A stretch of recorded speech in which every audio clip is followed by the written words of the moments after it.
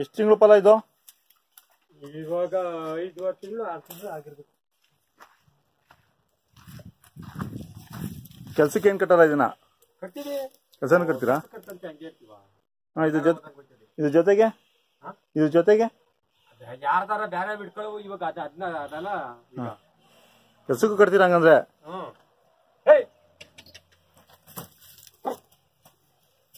ಇತ್ತಂದ್ರೆ ಎಷ್ಟು ದಿನ ಆಯ್ತು ಈ ಹಸು?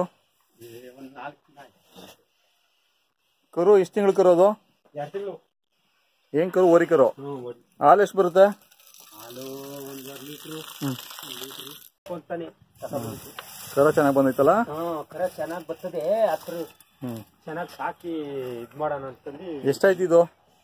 ಇದೆಷ್ಟಾಯ್ತು? ಇದಾ? ಅದೇ 40,000 ಅನ್ಕೊಂಡು.